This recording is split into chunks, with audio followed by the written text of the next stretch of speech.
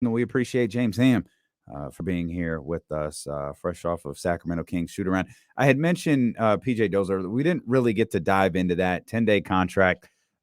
First, your thoughts on the player. We have a lot of thoughts on the signing. We have a lot of thoughts on the roster, to be honest with you, James, that we want to throw out at you throughout the day. But I know you got a chance to talk to PJ today. What was your takeaway from that?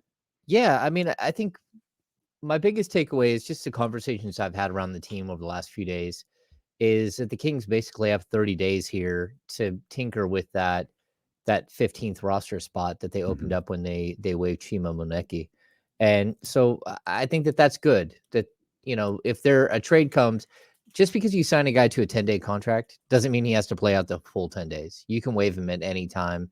It's really a budget signing. If PJ Dozier works out and they sign him to a second 10-day, and if he continues to work out and we pass a trade deadline, maybe he is a player that sticks around for the rest of the year, just because he is a 6'6" wing, like a 2-3 that can really defend multiple positions. He's got, 6'11" wingspan for a 6'6" guy. He's got good athleticism.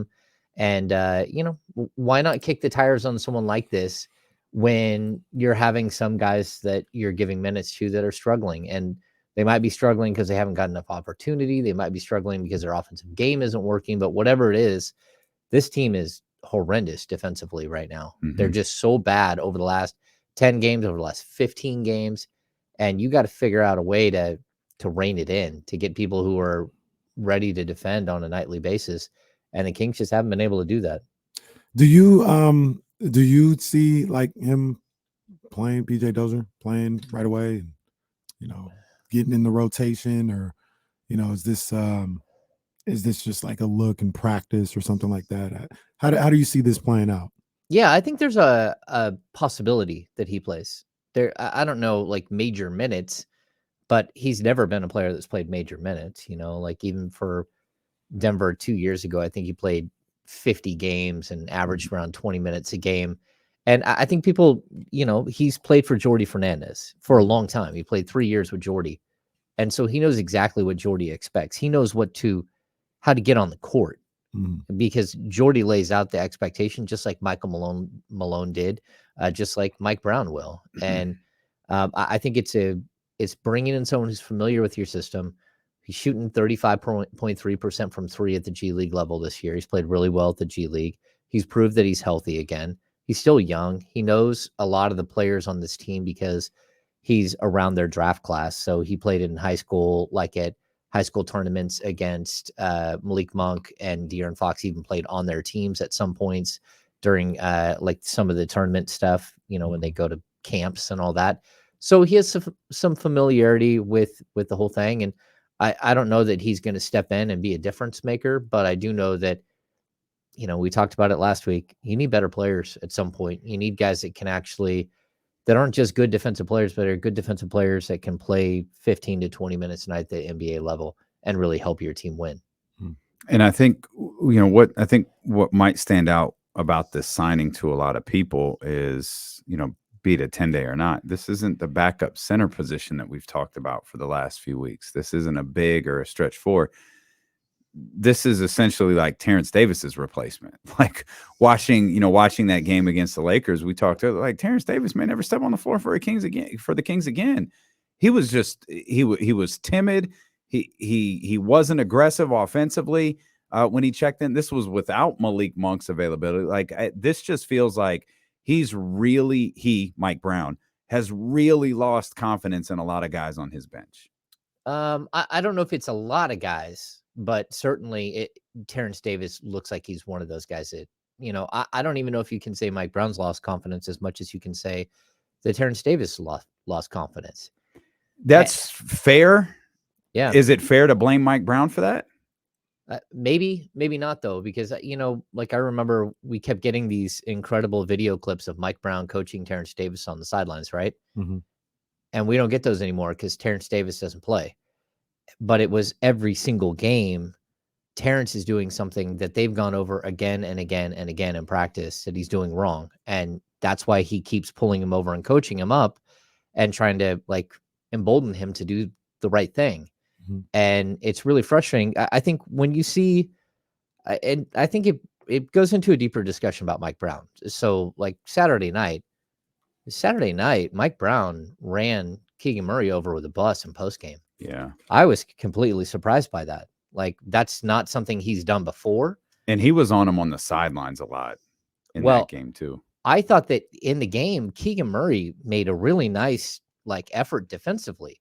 There was he took 2 charges that were huge, which is something that Mike Brown has been talking about nonstop, but he took 2 charges against LeBron James. I mean, that's a 270, 280-pound man running you over. That doesn't feel good. I thought that was great. He had 2 steals. I thought there were points early in the game where he was making a difference defensively, but Mike Brown kept bringing it up in postgame. The weak side help is so bad for this team. Whatever it is, they are not providing any support at all for Domantas Sabonis. And he's getting hung out to dry again, just like he was early in the season, where the guards and the forwards are letting players get into the box and get Sabonis in foul trouble. And they've got to figure out a way to provide more resistance. And, they tried it with KZ Okpala. They tried it with a couple of different people, like Mike Brown just kept throwing guys in there. But when you bring up the backup center position, I mean, it's a need for sure, but I don't still think it's the biggest need on this team. The biggest need on this team is for these guys to play defense, for somebody to step up. And if they can't do it, then you have to find somebody else that can. And again, I asked Mike about that as well. Like, is it a point where these guys, you're just to a point where these guys can't do it and you got to go find someone else? And he said, no, I like they've proven they can do it for spurts, but they've got to be able to do it for 48 minutes for 82 games. And they haven't figured that out yet. And that's partially because these guys haven't been in this position. And I get that, but man, been in what position? The position to be good, the position to succeed, the position to have to worry about playing 48 minutes worth of defense because you're playing for something. And, again, Mike Brown is fighting against a lot of things here. The history of this team, we act like, oh, it wasn't these guys that did it. But it is. It is De'Aaron Fox. It is Harrison Barnes. It is Rashawn Holmes that have been here for 4 or 5 years. So you are fighting against. But it's not Domantas Sabonis and Kevin Huerter and Keegan Murray. Well, yeah, but if you're not playing on a string, you're in trouble. And I think that's a big deal. Like if everyone isn't moving together.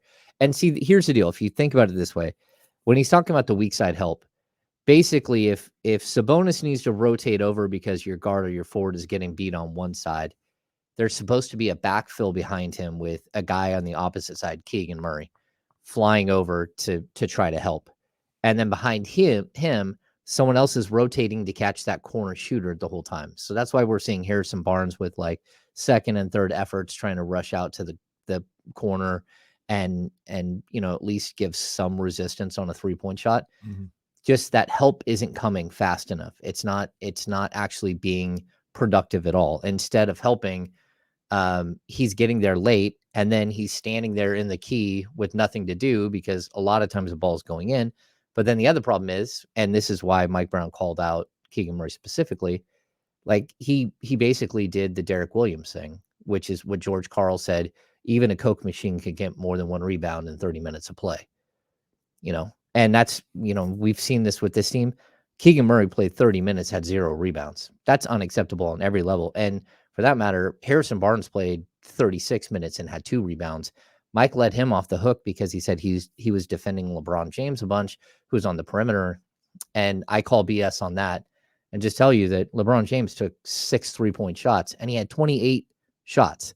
That team got scored on in the post again and again and again. There were moments where Harrison Barnes was in the key tracking down LeBron James just like everyone else was. And so, like, I think there comes a point where as a coach, you do kind of lose it on some players and you think about it. You're like, okay, I've tried to pull them aside. I've tried to have conversations where cameras are watching. I've tried to have a different coach work with him. I've tried to have, watch more film, whatever it is. Now it's time I go lambast somebody and make sure that they understand that I'm not going to put up with that stuff and they're going to hear it through the media as well. So I think he's at that point. I mean, and his defensive metrics say that he should be at that point. so many things going on. Yeah, There's so many I things can going on. tell. So many things going on in my head right now. But my first thing, and I think Mike Brown has done a heck of a job this season with this group and fostering an environment here. But there also, I think there also has to be in maybe he's doing it. We don't know if he's not, but there also has to be I don't have the guys that can do the things that I'm asking them to do. Like that's not the personnel that I have. I don't have Andrew Wiggins, Gary Payton II, Draymond Green, and Kevon Looney. So I can't ask them to play the same type of defense as they would. I don't even have the same length that I had there, so they can cover more ground, things of that nature. So getting mad and looking at, benching people and calling them out in the media for things that that's not their strength. That's almost like saying, man, why doesn't Casey Paula just average 15 points a game? Like it's not who he is. Yeah, but Keegan Murray averaged 8.5 rebounds a game in college. He's averaging 3.7 right now. Just him specifically and what he's doing. Yeah, you could ask for more, but I think it goes into everything. And I just wonder if, and I trust Mike Brown, I'm sure he is doing it, but I wonder if he's looked at it like, all right, what do I need to do? Like, am I putting my guys in the best position to succeed? Or am I trying to force how I think things should be done on a group of guys that don't have the skill set to execute it night in and night out?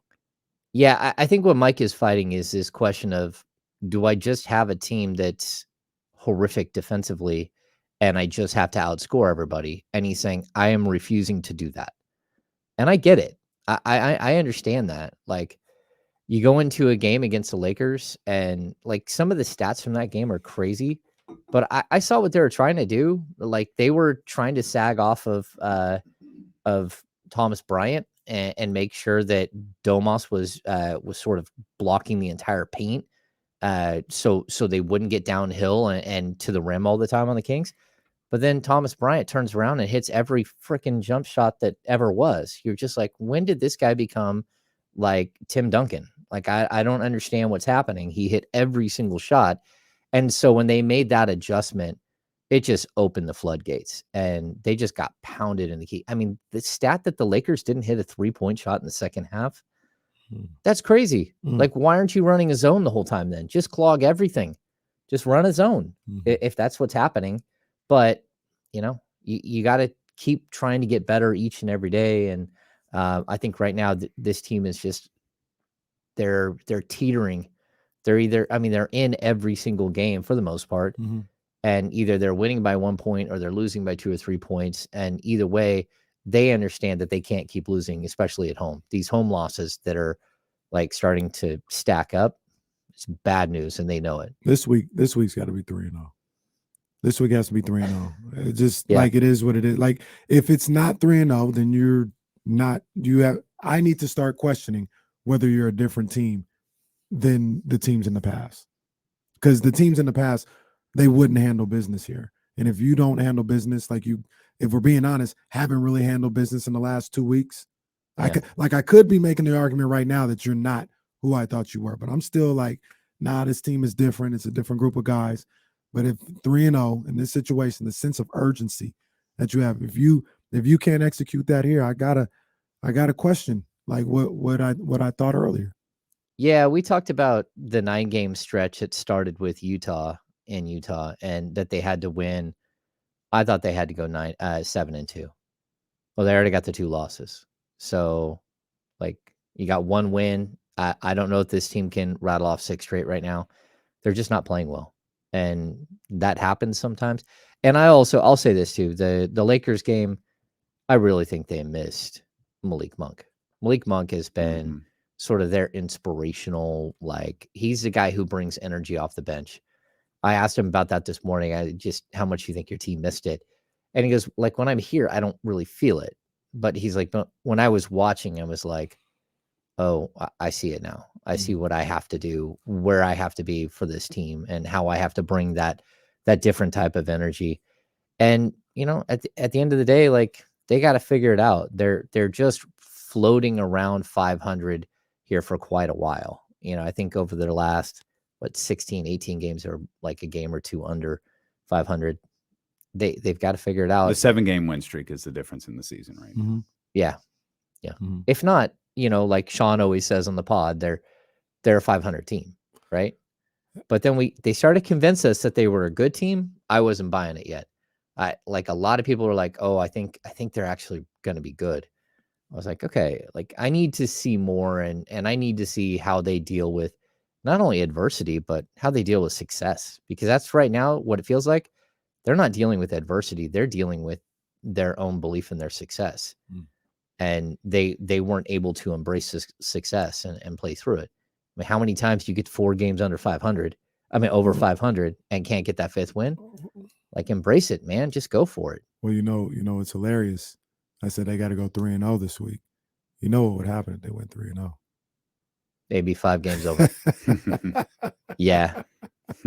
I don't know if it's over happening. 500. Yeah. The elusive mark. You're listening to D-Lo and KC along with James Ham here on KIFM West Sacramento 98.5 FM, KRX QHD2 Sacramento, ESPN 1320, driven by our friends over at Lasher's Elk Grove Dodge, always live on the free Odyssey app. You can watch the show as well on Facebook Live, on YouTube.com/ESPN 1320, and on Twitch. You mentioned Malik Monk, probably goes without saying, but worth repeating. Malik Monk in today. Yeah, he said he's 100%. And he actually dramatic turnaround. I think it's gracious. No, I think Delivered. he could have played on Saturday. And Okay. Mike Brown finally said, like, look, the guy's dinged up. He had the wrist injury, and I talked to somebody and they said, man, his wrist was totally swollen. They were shocked that he played that day. Then it moved into his shoulder, and then we show up and he's got something, shocking his calf. And he's just got a bunch of bumps and bruises. And again, we're talking about a player that is being asked to take on a different level of responsibility. And it's one thing when you're on a team that has no aspirations or has no chance. Even like last year, the Lakers, like that wasn't a good team, right? He got a bunch of minutes on a pretty bad Lakers team.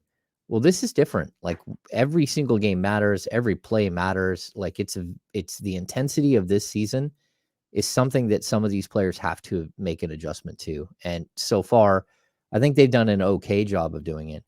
But in order to get over the hump and to be the team they want to be, this is it right now. Because if you don't, you talked about they've got to go 3-0 this week. Man, Orlando is tough. And they're tough matchups across the board. Paolo Banchero is playing out of his mind. Franz Wagner is absolutely spectacular for them. Like Should this have drafted him. Yeah. This is money. a really, really tough team. And you can't just walk in and think that you're going to win. And then you get to Houston. Houston is so athletic and fast and fun. They're bad, but that doesn't mean that they can't sneak up and bite you, especially when you play them twice in the span of 3 days. These are games that you have to win. They're not like, I don't think there are must-win games in January. But if they don't win right now, they will not make the playoffs. Because I think every Kings game is a must-win. Like it feels like every game that they play, like they have to win. Yeah, because they don't pull away. They never do. They would have took care of business a week and a half ago. We'll see that. Be as imperative. Aha! That reminds me, because I think James said something along the same lines. Where we were talking about pulling away, talking about creating separation with the rest of these teams in the other spots. And you've got the Suns losing a ton of games, Clippers losing a ton of games. I think each of them have lost 6 straight. But you look right now, Denver, Memphis, New Orleans, Dallas, Sacramento, and the Los Angeles Clippers. Those are the standings right now on January 9th. I know both of you, and I understand this line of thinking. So I want to go back. I want to go back to the end of last season. Phoenix, Memphis, Golden State, Dallas, Utah, and Denver. Those were the top 6 last year. Again, Phoenix, Memphis, Golden State, Dallas, and Utah. You go back 1 year to the day. You go back January 9th last year. The standings. Golden State, Phoenix, Utah, Memphis, Dallas, and Denver. It's the same 6 teams. The same 6 teams, a little change in the order, but the same 6 teams that were in the top 6 last year on January 9th are the same 6 teams that were in the top 6 at the end of the season. I think we're overblowing this, turning things on. And veteran teams are going to do this. Veteran teams are going to do that. I don't know that that's necessarily true. Some of these teams just might not be good enough. What the Lakers are playing impressive ball right now. Are they going to be able to maintain that? Are they going to amplify it when Anthony Davis comes back? Is Anthony Davis going to get the Elijah Mitchell treatment where he comes back and he's right back out? What if something happens to LeBron James? What if something happens to one of the most critical role players? Right? We're all waiting for Devin Booker to come back. Okay, Devin Booker comes back. Are we sure that Phoenix Suns team is fixable? Oh, Kawhi Leonard and Paul George, they're taking like 3/4 of the season off. Okay. They're taking 3/4 of the season off. How much of a move are they going to make before this is all over? I think we're overblowing this a little bit too much. Kings, as James just laid out right there, 500 over the last, what'd you say, a game below 500 over the last, what, like 16? And they're still in the 5th spot. At 2 games over 500, they're still in the 5th spot. Now, we could try to predict how this season is going to turn out based on some of the teams that are behind them, but that just might not be the makeup of this season. It might not be, but last year were their teams as good as the Warriors and potentially as good as what the Lakers are in those outside of 6 spots? It was this day last year, the Lakers fell out of the top 6. Mm-hmm.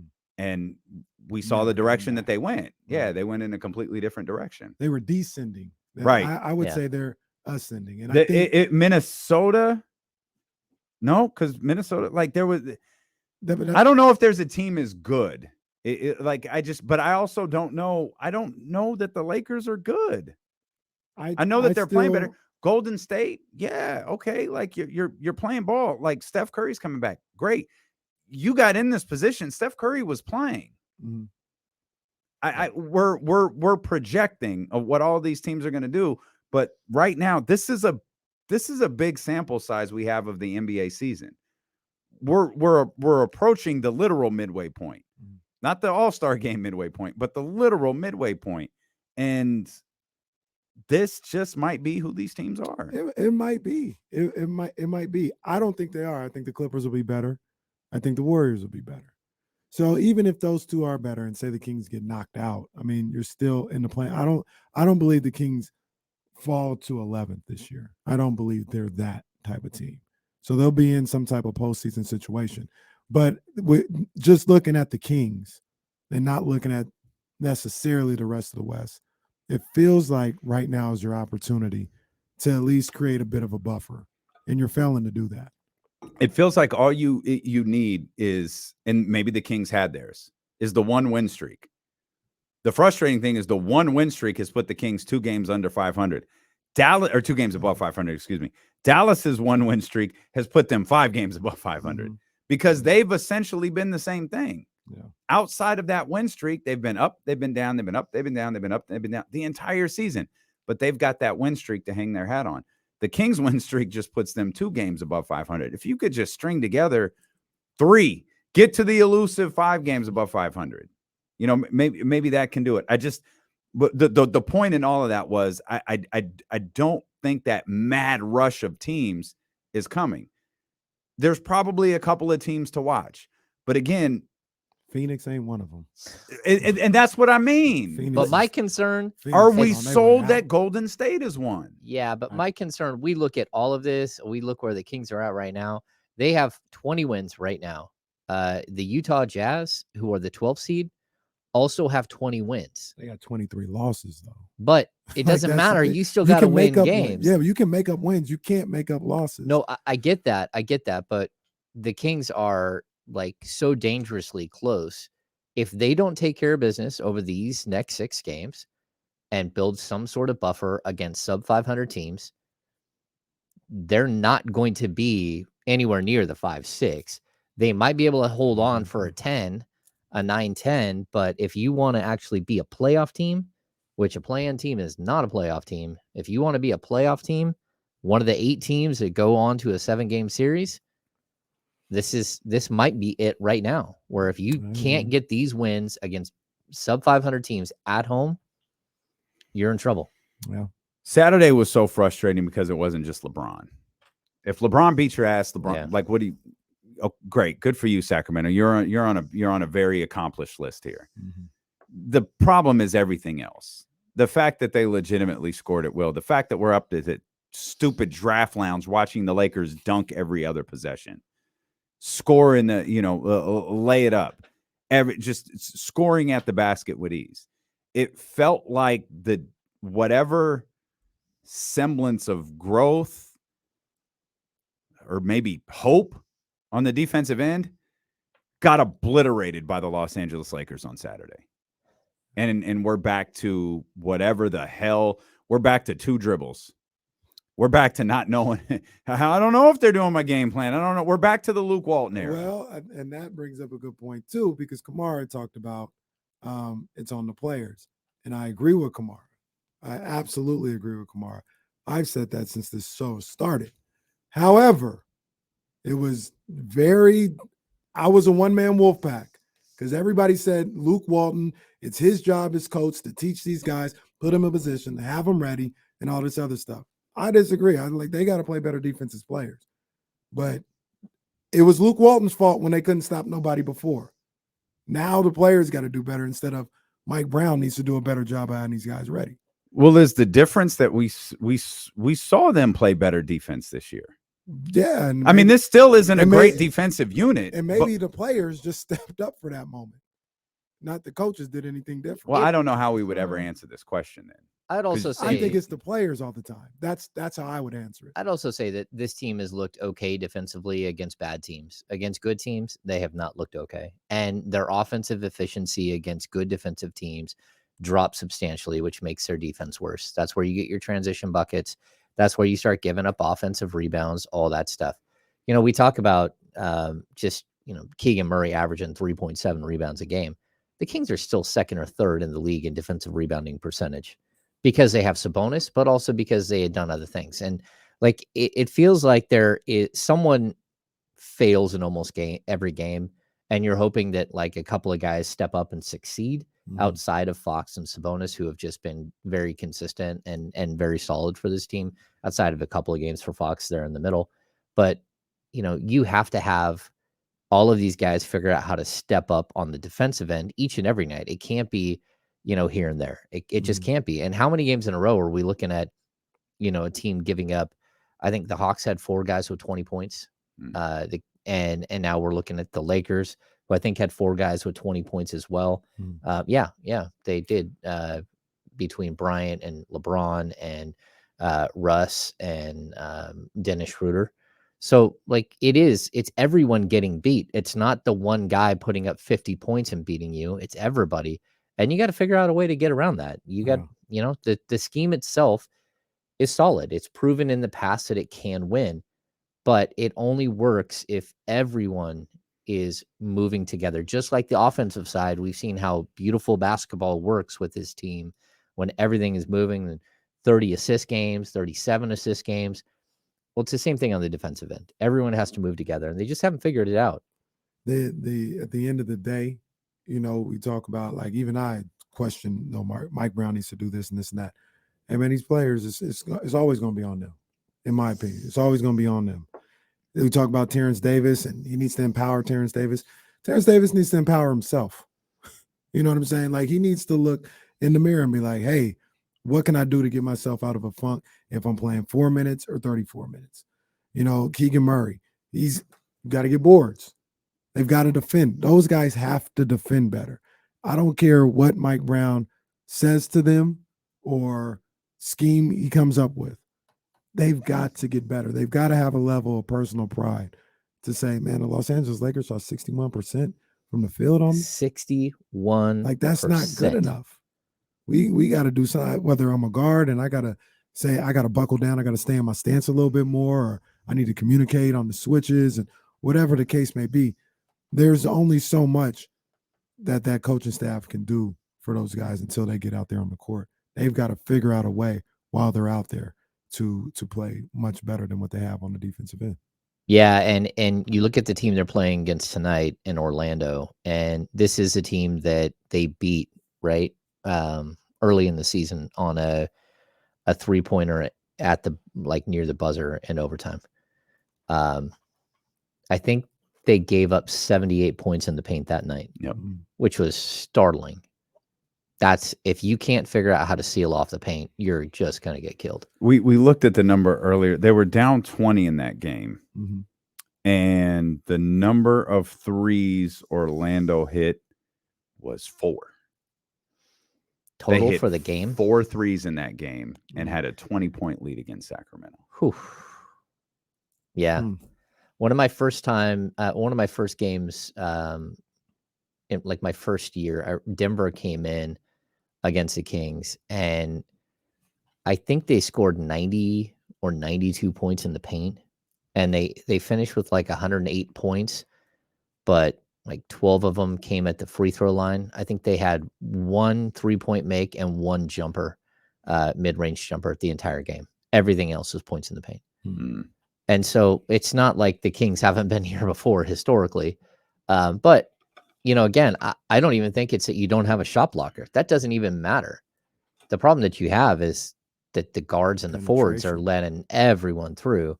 Like their rotation itself is just, it's not working. What they're doing on the perimeter is not working. And teams are getting past their guards. I think, De'Aaron Fox has done a perfectly fine job on most nights playing defense. Like I watched him fighting through screens. I watched him staying with Schroeder, even like the horrible call at the end of the game where they called him for the body. That was a joke. He had nowhere to go. Like his hands were back. He didn't make any like unnecessary contact for the NBA to not only give him that shot with 2 seconds left in a game, a deciding basket, but then on top of that, look at it on review and stick with the call. That's not a call you can make in the final seconds. But and then confirm it in the 2-minute report. Yeah, and then confirm it, of course.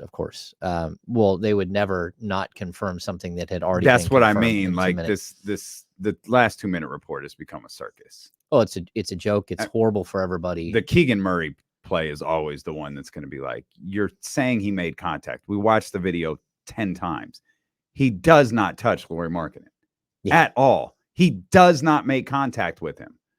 And you said in this, you attached the video to it, in which you don't. He does not make contact on the kick out, right? The what kick are out we play. watching? Yeah, the kick out play. The kick out play. Like and go back through. The kick out, it can be a flagrant. Mm-hmm. Right. Call it after the fact. Tag one onto him after. It doesn't feel which any they better. did last night, by the way, to somebody. There's press, like it happens regularly. Yes, yeah. Calls are upgraded. Like, Clarkson? look, I'm not going to put it on. Yeah. I'm not going to put it on the officials in most of these games, but in that particular moment where Fox doesn't get that call. He just doesn't. Mm-hmm. Like, and for that matter, he didn't get the call on the half court heave where Russell Westbrook clearly hits his elbow. Like, and the 2-minute report actually concedes that he makes contact.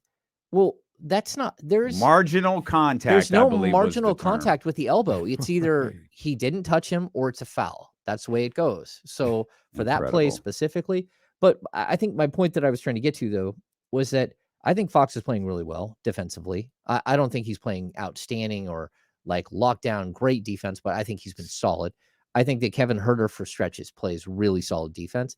I think that Harrison Barnes for stretches plays really solid. You bring in Davion Mitchell, he plays really solid.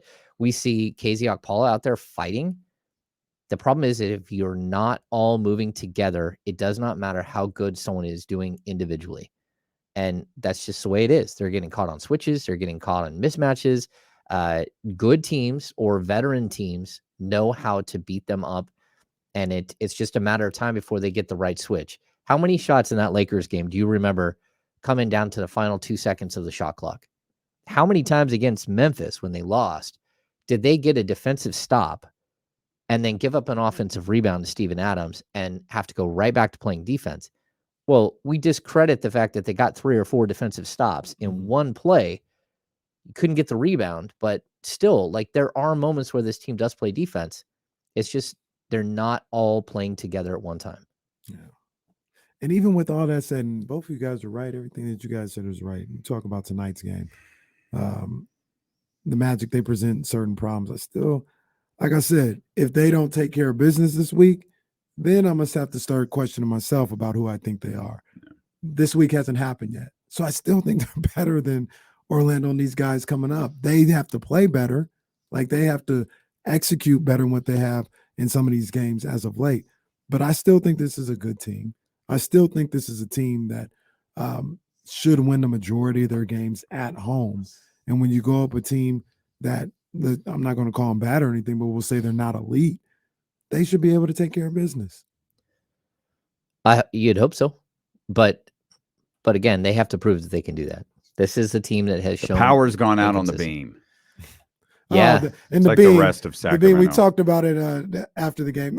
Maybe the best and worst thing that ever happened to the It's city. the worst. Because when it doesn't get lit, it is just it just ruins everything. Oh, it's just the doom and it's gloom. A bad. It just, Joko is so sad afterwards. So it just sad. absolutely ruins everything. So if you want a chance to have your night ruined by the beam not being lit, we've got tickets to see the Sacramento Kings take on Canada coming up on January 25th. Caller number 3 right now, 916-909-1320. Jesse will get you all set up again. Tickets to see the Kings and Toronto, January 25th. Caller number 3, 916-909-1320. Yeah, it's a downer, man. It is a downer when you're at the game and you've got someone who flew across the country to see that damn beam and marginal contact is made to De'Aaron Fox. What the hell was the contact that De'Aaron made to Dennis Schroeder if the contact to Russell Westbrook to De'Aaron Fox was marginal? Yeah, it's a good question. Yeah. See, and that's what we go back to. Like, you can't leave it in the hands of the judges. Mm-hmm. Yeah. As frustrating as those moments are, because there have been a lot of them, you have to play better leading into those final moments. Yeah.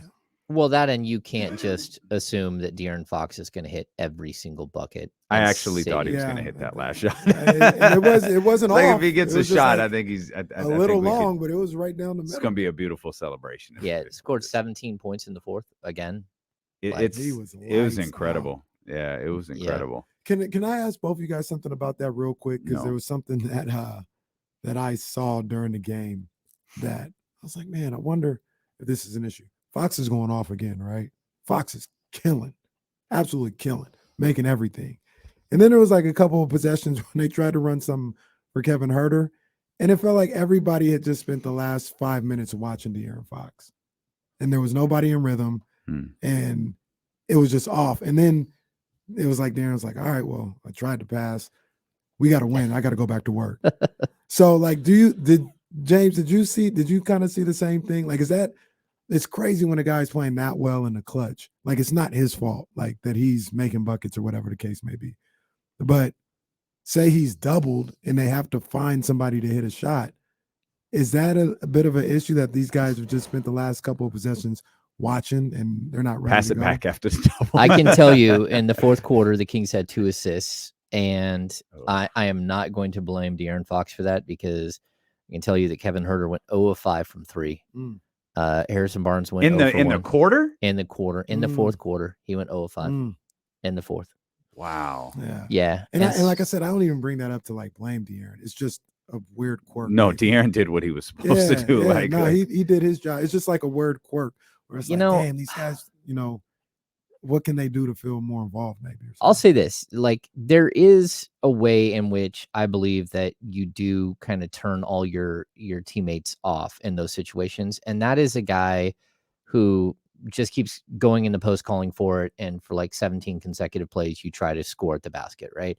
And it becomes like this really slow, methodical thing. Or if De'Aaron Fox was to dance around on the perimeter for 8 seconds every single time, and then he just keeps dribbling and dribbling, everyone's standing there. But that's not the way Fox is playing. Fox is playing like balls to the wall. He's just flying up and down the court. He's breaking down their defense so fast. So if you're not ready in that situation, that's on you. Yeah, I agree. Like, I mean, because he's going for it, and you've got to respect that he's making them. I mean, you can sit there and go, oh man, I can't believe he just pulled up for that 20-foot fall away jumper. Well, it was pure. Just keep going. Everyone has to keep up in those moments. And I don't have anything to like. De'Aaron Fox in the fourth quarter is one of the best players in the NBA. Phenomenal. What he did, fourth quarter Fox is like literally such an elite player. It's crazy. What he did on Saturday was crazy. Some of the fallaways, and I mean, like you said, just pure. Like just pure shots going through. That's why Ufunga was rocking his jersey yesterday. Yeah, man. You know what it is. We'll come back. We'll talk more Kings basketball. We'll gear up for the Kings in Orlando when we return here. D'Lo, KC, James Ham on Sacramento Sports Leader, ESPN 1320. Oh, man. NBA Young Cobb. I will tell you, Sabonis has been yapping too much at Davion. No. Sabonis has been yapping at Davion. He's been yapping at Keegan Murray nonstop. He yaps at people because they're not doing what they're supposed to do, and he fouled out of a game because people let their man get inside again and again and again. And that's it. Like, he can't stay in the game if he's under attack like what's happening. And it's not like that team do they even really have a post-up player? They did all of their damage in the paint without a true post-up player, unless you want to call LeBron James a true post-up player. But even that, he didn't go in the post and do that. Yeah. Big B, I agree. Putting up 19, 12, and 6, he can yap at anyone. Hit the thumbs up while you're here, guys. Please hit the thumbs up. Kyler Murray will have input on the next head coach of the Arizona Cardinals, per Michael Bidwill. Well, that makes sense. Horrible idea. Absolutely horrible idea. That's not great. No, it's not. That's not great. It's not good at all. Yeah. Yeah, like the backup center position is such a big deal, but again, like we're making it a big deal because it's a talking point that we can sit there and discuss. This team has much bigger issues. It's not just that position who's coming up short, and you need other guys to make a difference. And it's really tough that your best defensive player plays behind your best offensive player. And you cannot sit De'Aaron Fox because he's too good. Especially, I mean, even look at Fox on the season is averaging like 32 minutes a game. It's not like he's playing 36. You've been able to keep him fresh the best you can by using Davion. He's playing 33.2. But again, he's over 24 points a game at this point. Yeah. Sabonis will probably go over 19 points a game on the season tonight. Those two have been full-fledged all-stars. And one of them, I think, will make it, and one of them won't, because you're probably not going to have the record that you need to have. I got some sort of odds thing that said it's 75% chance Domas makes it, and like 17% chance De'Aaron makes it. Yeah, and the problem that you have right now too is that Lauri Markkanen is playing he's playing out of his mind, and the game is in Utah, so it's a work. You're going to have to compete against that idea. So hopefully Sabonis doesn't get his spot stolen by Markkanen. My solution, trade for Lauri Markkanen before the All-Star game. It's a good call there, Hammer. It's a good call there. He's up to 24.5 and 8.3. Man, does he solve so many problems. I don't care that he's not a great defensive player. I don't care. That's about scheming at that point.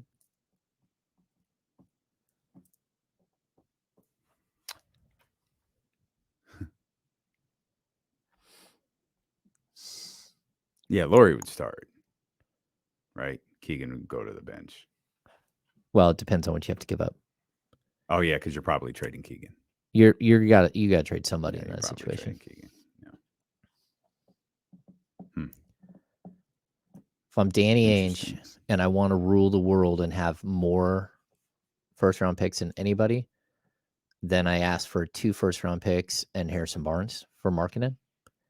Then I turn around and trade Harrison Barnes for another first-round pick. So that would mean that you turned. I don't think you're going to get a first for Harrison. Yeah, you are. Or yeah, I mean, I guess you could get like Boston, 26, 27, 28. Yeah, someone give up a first-round pick, even if it's next year, but like a 20s first-round pick. Mm-hmm. Yep. Yeah, this has still got to be about not just this season. It's got to be about next year, the year after, the year after. You have to keep the larger picture in mind at all times. I wonder if Keegan would start doing podcasts after he was traded. Oh, I he'd wonder be if Keegan everywhere. Murray would be the second greatest. He did say that this was home Well, many times. Sacramento has well, become home. Tyrese was the only one who wanted to be here, so that sounds pretty strange to me, James. I'm beginning to think someone might not be telling the truth. Indy pulled out a tough one last night. Yeah, man. They're what? They're 4 6 games seed. over 500? I think 5. 4 or 5. Oh, they made it 5 games over. They did it. They did it. They did it. They don't. Tyrese can do it. They don't have a 17-year streak of not being able to do it. Tyrese and Buddy can do it. God, he's averaging 20 and 10 right now. Buddy is? Tyrese. Oh. Buddy's at 18. Yeah, Buddy's playing well. Shooting 42.6 from 3 on 9 attempts per game. Mm. I wonder if he's still going to hold the record for the first 6 seasons. Is this year 7 for him? 1, 2, 3, 4, 5, 6, 7. 7 seasons. If he will have the most 3-point makes in the first 7 years of a career. He's leading the NBA with 158 makes right now.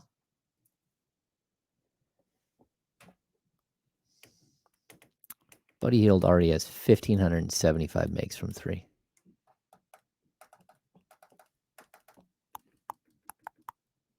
Yves Pons dunked over Victor Wembanyama in the France All-Star game. Oh, there it goes. Yeah. He's plummeting on draft boards now. And dunked over him is really subjective. I've seen the clip. Yeah. No, he dunked over him. Yeah, it was a nice move. Nice dunk. Kind of to the side of him. A little in front of him.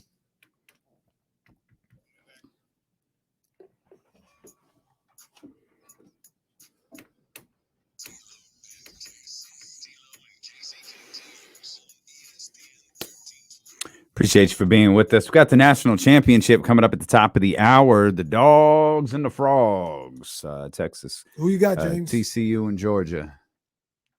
I'm going to say TCU. Okay. He's going for the Cinderella story. Yep, it's a good story, and why not? I ain't mad at it. It's too bad they lost that.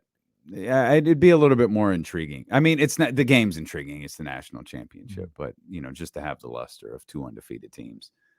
Playing in the national championship will be good. But we've got you covered on that game. You can get full coverage of it here on Sacramento Sports Leader, ESPN 1320. Of course, we've got Kings basketball tonight. Kings taking on the Orlando Magic at the Golden One Center. I was going to ask you, can the Kings, what do the Kings need to do to get back on track? But I think the first question leading into that might be, are the Kings, in fact, off track? Do you feel that are they fluttering? No, I think it's ebb and flow of the season. But the problem is that you're having one of the valleys during a time where you need a peak because of your schedule. Because there's going to come tough times. Well, you need a valley too because of the way everybody else is playing. Or you need a peak, because everybody else is in the valley. Yeah, you could have some would say down in the valley. Put yourself way up. Yeah. Thank you. I see that. Thank you, folks. Thank you, everybody. I'll be here all week. Yeah. You got the Suns losing 6 straight. You got the Clippers losing 6 straight. You kind of look around everyone. It's still amazing. They're just right there, 2 games above 500 in the 5th spot because of the way everyone else is playing and not because of the way that they're playing. And that's the thing that is encouraging and discouraging. Yeah. You got to say, well, somebody's got to do something at some point. You would think, yeah. But maybe they don't. We talk about runs like Dallas. Dallas is in the position they are because of the run that they went on. Sacramento was 2 games above 500 because of the 7-game win streak. Los Angeles right now is on a run. They're playing good ball right now, but they're still like a little back a ways. They're having a run. Is what's that run ultimately going to do? Is it going to put them in a better position when Anthony Davis returns? Is this run real? Is this team really finding its groove and they're going to build something? Or is just this their run of the season that every other team seemingly in the conference has had? and they'll fall back to those ebbs and flows of the season. I mean, any team, I love LeBron James. It was a thrill to watch him on Saturday.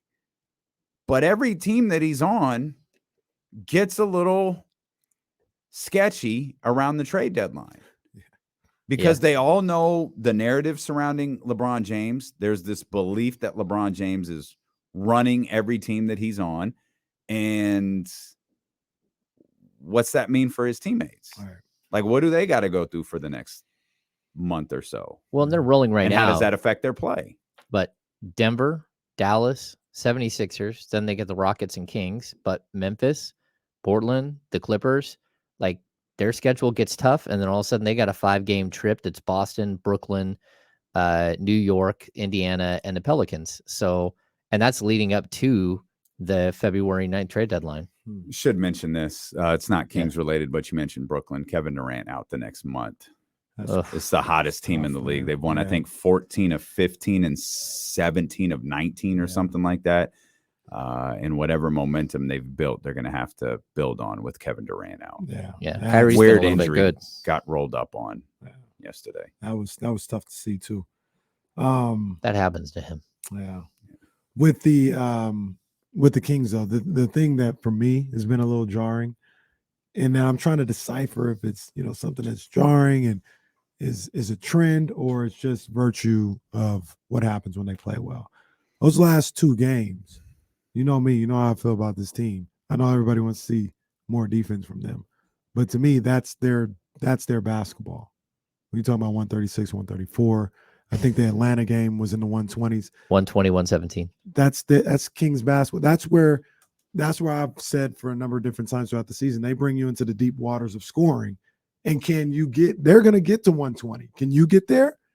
And they've been able to lately, the other team. And that's something where it's like, I'm not going to ask them to score more. They're going to have to get some selective stops. And they show, like even in the game on Saturday, they did show that they can get some stops.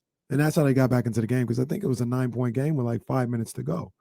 And they got the stops to get it. Well, they eventually tied it or whatever. But I remember the moment I was talking to Trista as we were in our seats. I said, it's 9 points. They'll get it to 2. They'll get it to 2 at some point. The question is, are they going to be able to get over the hump and finish that thing? They did get it to 2. They weren't able to finish it. And that's kind of the same thing that happened with Atlanta. They didn't play like particularly well the whole time, but it always reminded me of like that Detroit game they had earlier this year, where they didn't play well, but with 3-4 minutes to go, they did something on the defensive end, turned it up, knocked down a bunch of threes, and they pulled that game out. That's what the Atlanta game was, except then they didn't pull it out. And that's what's got me a little off kilter. And I don't know if that's just, indicative of a bigger problem, or if it's going to be one of those things. You're not going to win all these close, high-scoring games. You're going to lose some just by the virtue of the fact that you don't play defense. That's what I'm trying to decipher right now. Yeah, I mean, even if you're playing good defense, these are still, they still have LeBron James on the Los Angeles Lakers. They still have Thomas Bryant. Yeah. But they still have Bryant. Russell Westbrook. They still have Dennis Schroeder, who should be an $80 or $90 million player, but decided to not take that contract and now plays for pennies. His agent didn't. It's his agent's fault. Yeah, good. Yeah, good. We for need them. to make it a strong habit of blaming agents for this and not players. And he still has a phantom. Yeah, and I'll tell you this too. It's not starving. The Kings over the last, we're looking at a 6-game sample size now, right? They're 3-3 over that, but they have a 1-point win, a 1-point win, a 2-point win, and then they have a 3-point loss and a 2-point loss. Like, the sky is falling. This is some Chicken Little stuff we got going on right here, that the sky is falling. This team is bad and they're going to sink into oblivion and that they're horrible. They still are 2 games over 500 with 6 winnable games stacked up in front of them. It's just at some point you're going to need to figure it out. You can't keep playing this type of defense. And to watch them go from I think they got up to 15, but they were 15th with a possibility to get up to 12. And now they're at 25 in defense. And it's plummeting. What they've done over the last 10 games, their defensive rating's 121. It's just 15 with the hope of getting to 12, 25 with the hope of getting nowhere. Yeah. Because if you're 25, you're not Except going 30. to playoffs. Yeah. You know, the other thing that I think has people feeling some type of way and a little concerned is the games they're losing. They're not losing to the upper echelon of the NBA. Nobody's mad at Lakers them are below them. Yeah. nobody's mad at them for losing to Memphis, right? But you look at Charlotte, Washington, the Lakers, and Atlanta, and it's like, oh man, come on. Yeah, but where are those teams going to be at the end of the year? Atlanta's already back in the playoff picture. Charlotte's going to be in the top. Charlotte's 5 in might be the NBA worst team in draft. the league right now. Washington ain't I gonna think make the Detroit still playoffs. owns that. Detroit, and Houston both Record do. wise, I think Charlotte's the worst, aren't Charlotte's the 14th in the East. Okay. They're a game ahead of Detroit, who has 32 losses. They both have 11 wins, and Houston is 10 and 30, so they're a half game behind Charlotte. That's they? Let's make sure that number stays at 10. Yeah, please. That's my point. That's where you get to this week, right? Yeah. Where it's like, damn, come on, man. Like, where did you say Orlando was? Orlando's actually got a decent record, I think. Do they? Like Orlando's 15 and 25. It's not 10 games. It's not as bad as okay. You're right. It's not. Yeah, and Banchero is just running away with the Rookie of the Year. I'm just absolutely running away. I mean, that guy's just a stud. Yeah. Start the conversation. I don't know why the Kings didn't draft him. Paolo Banchero, the new Franz Wagner. I don't know why the Kings didn't just draft Paolo. Yeah, or why they don't just trade for him right now. No, that's not happening. You don't trade 20-year-olds when you're building from scratch. You might trade 25-year-olds if you're building from scratch like the Utah Jazz are. So. Oh man, are you concerned, Hammer? No, I don't think I'm concerned as much as I am. Like, there's got to be a big red button that says trade, and I want to see it. I don't need to wait another month. I've seen this team long enough. It's almost been 40 games. We've seen the roller coaster ride. We know who they are right now. We know what they need right now. What is it going to cost you? How long does it cost? How many years out do you have to trade? Like, what is it that you're going to get hit with right now? And can you swing something? And I'm on the phone with Atlanta and trying to clear up my pick with them and seeing if I can get a player to give them an unprotected pick in 2025. So now I got my 2023 and my 2027 to go out and make some noise with. But like this team, again, it's one or two small pieces away from being like a 5, 6, 7 in this year's West. But this year's West might not be next year's West. And the year after that. And if you want to start building towards something, if you want to start building towards not just a team that makes playoffs once, but a team that can be a perennial playoff team and a potential to go and take that next step and possibly be a championship contender at some point, you're a huge piece away from that.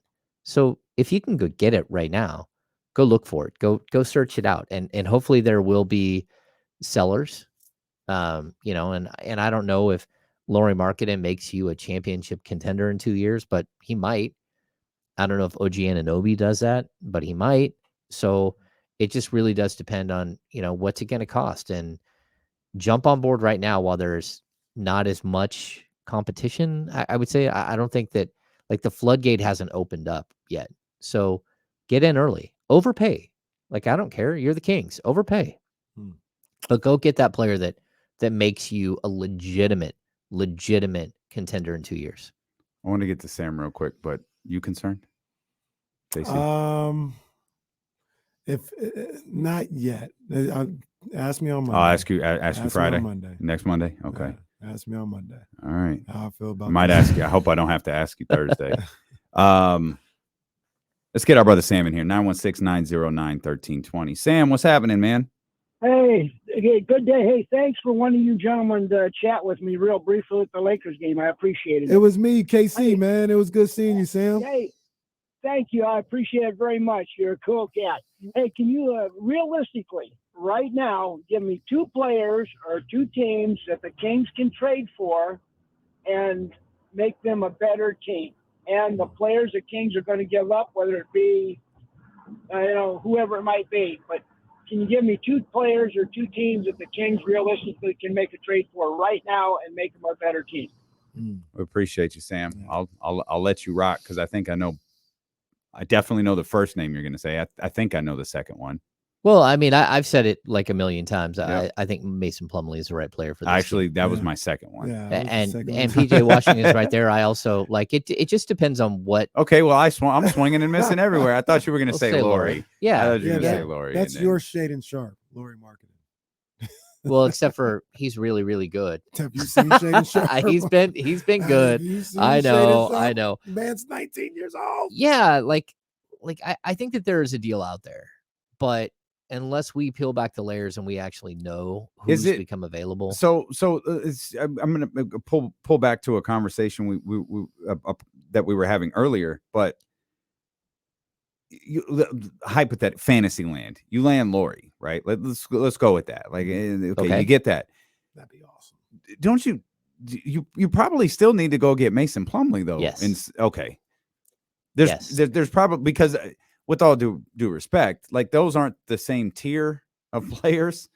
Like but a Mason Plumlee addresses an issue, a clear issue that the Kings have. Laurie marketing probably makes the Kings a lot better. But the thing for me in that, and James, tell me if I'm off, is I think the Kings only have room for one move. You got to decide if it's going to be a big one or a little one. But you don't have.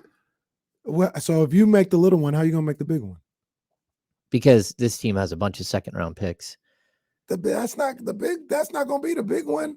No. To make the little one, you got enough second-round picks and you got enough expiring contracts to make it work. And to make a big move, again, you have to look at Utah in a different way. Like Utah, if you could go to Utah with a guy like Rashawn Holmes, because Utah they're faced with a situation where they know that they're not going to be good for a couple of years, but in the NBA, you still have to be within 90% of the salary cap.